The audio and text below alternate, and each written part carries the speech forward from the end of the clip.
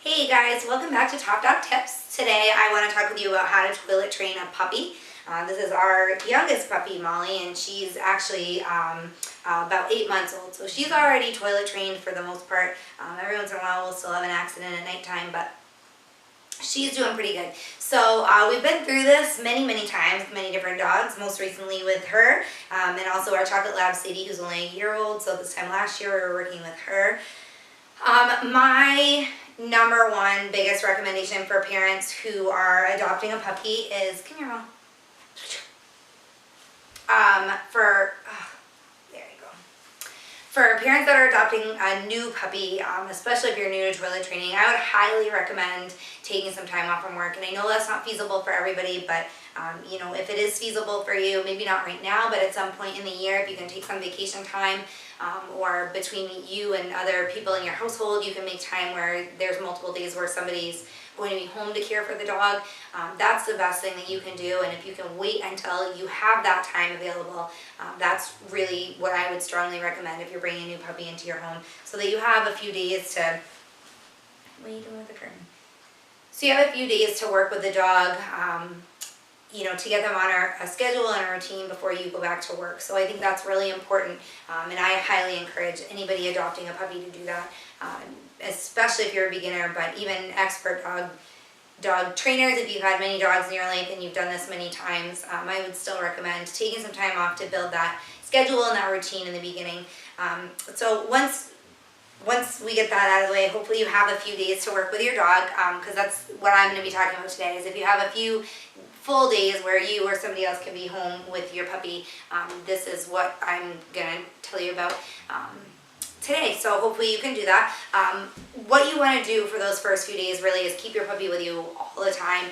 And of course, if you have a brand new puppy, that's not really hard to do, because you want to snuggle them and play with them and, you know, spend time with them as much as you can anyway. So keep them with you at all times, at night, during the day. If you work from home like I do, you know, make sure that you have a space for them in your office or what have you. So you guys are together all the time, because what you're going to be doing, as I touched on briefly before, is you're going to be building a routine and some structure so that your puppy, once he gets in a consistent routine, no, we're not chewing.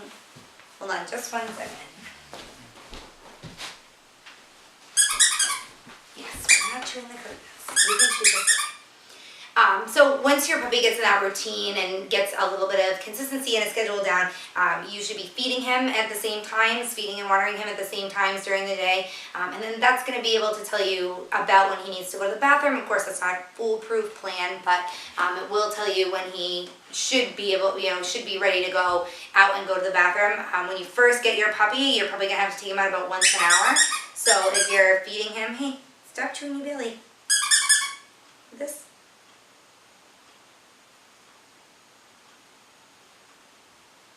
No, she's not interested. Puppies are unpredictable creatures. So once you get that consistent feeding and watering schedule down, you're going to be able to tell when your puppy needs to go out. Chances are in the beginning, whether you have a small or a large breed, that's going to be about once an hour for the first few weeks.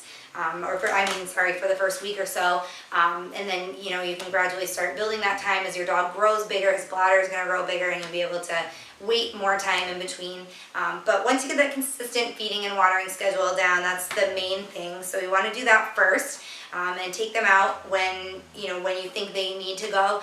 Also, be looking for the signs that your dog needs to go out. Now, puppies in the very beginning, when you first get them, probably aren't going to show a lot of those signs. Chances are they've been kept in like a playpen or some type of a kennel with their mother, so they're not actually used to the difference between inside and outside.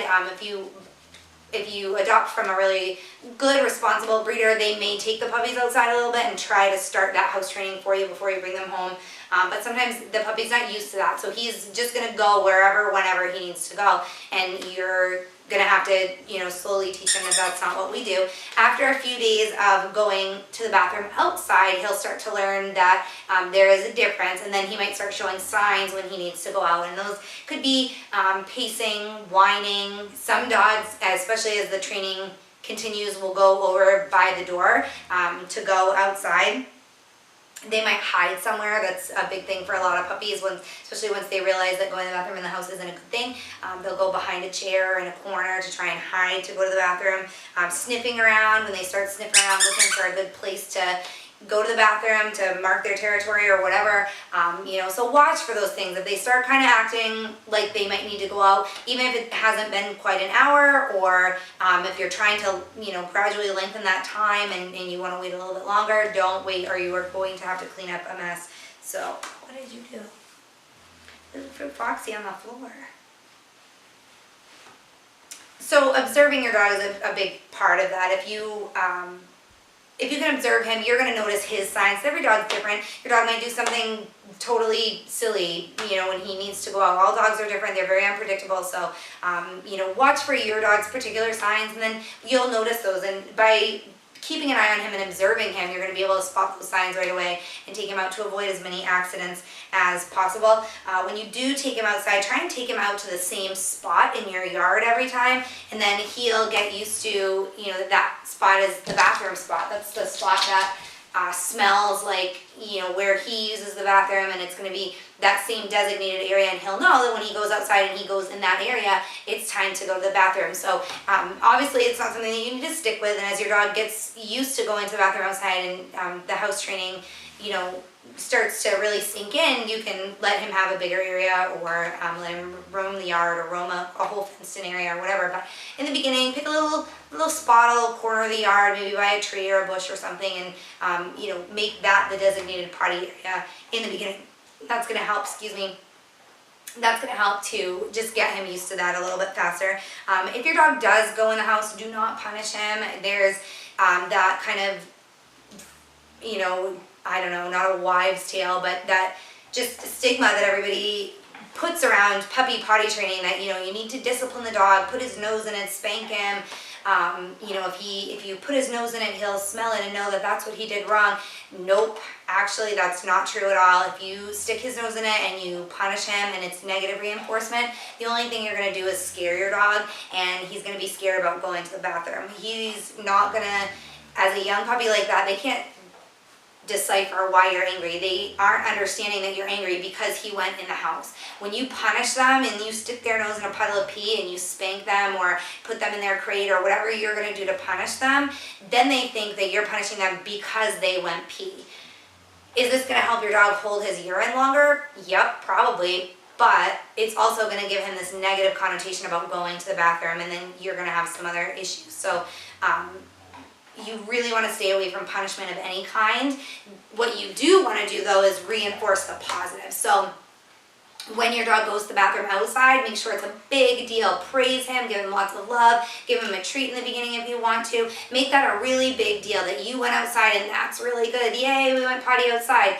And when he goes inside, you don't give him any attention at all, negative or positive. So he's going to very quickly realize that going to the bathroom isn't what's getting him that positive attention. It's going to the bathroom outside that is what's creating that. So that's what you want to do there, is no punishment at all, but positive reinforcements when applicable.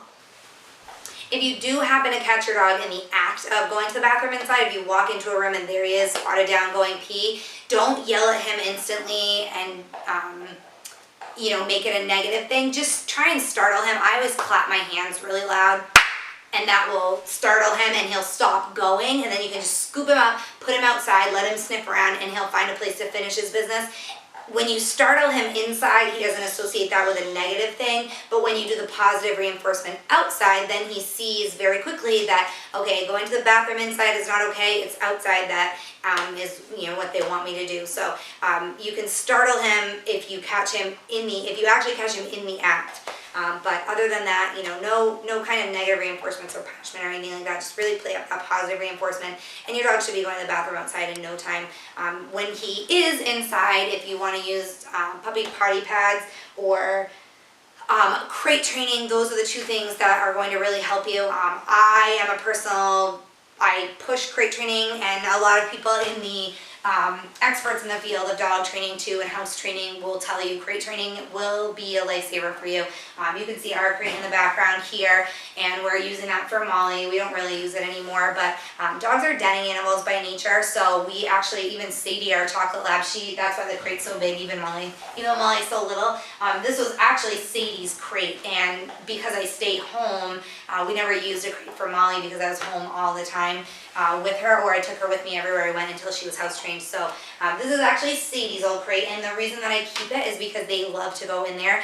There isn't a blanket in there. I don't think you can see that anyway, but I'm washing the blanket that was in there. But there's usually a blanket on the floor mat, and they just go in and nap. We leave the door open all the time, and they just love their crate. So we leave that up. If you do it the proper way, which I do have a how-to video on how to crate train your dog also, but if you do it the proper way, you're really going to build a positive experience in the crate. Like I said, dogs are denning animals by nature, so they learn to really love and enjoy that crate. That becomes their safe place.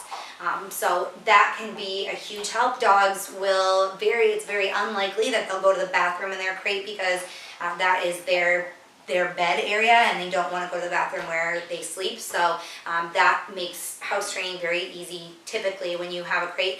Puppy potty pads can be used around the house if you are going to be gone for a long day or something like that. Really, I only encourage those for puppies if you have like a little puppy playpen, or if you have a crate like this, a big crate for a little puppy, you can put a puppy potty pad in the back of it, or up in the front of it, and then the bed on the other half, and they can use the bathroom if you're going to be gone for a long day. But I really don't encourage doing that. You should not be leaving your puppy alone for that long.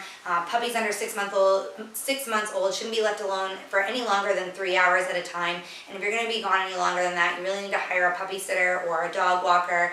Ask a friend or a neighbor, somebody to come over to your house and let your dog out, and give them a bathroom break and give them a little bit of attention, let them burn some energy. So I really don't encourage the use of potty pads aside from just having them around your house for accidents here and there. Most of them have an attractant scent, so that if you show your puppy the potty pads, and actually some puppies when they come from the breeder, they've already been trained to use those potty pads, so they already know. But Chloe, come here. But if you can, train them and have them, yes, you can look at the window.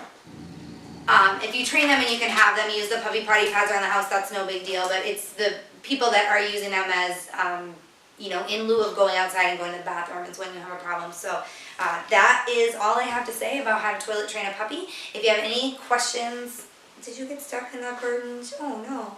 If you have any questions for me, be sure to email me. My email is samantha@topdogtips.com. You can find my contact information on our website. You can also find us on social media. We're on Facebook, Twitter, Google+. We're on Instagram. Of course, if you're watching this on YouTube, you can subscribe to our YouTube channel. Any way that you contact us through there, it'll get back to me. And you can also email me. My contact information is on our website, which is topdogtips.com. And I will be happy to help out in any way that I can if you're potty training a puppy. If you have other how-to videos that you'd like to see, product reviews, recipes, anything like that, be sure to send me a message about those. I'm always happy to add new videos that you guys are looking for. So, like I said, subscribe to our social media channels or subscribe to our newsletter through our website, and you will be updated when I post new videos. I post multiple videos every week. So you will get the first updates about those. I look forward to hearing from you guys, and I will see you back in a couple of days with another great video. Thanks, guys.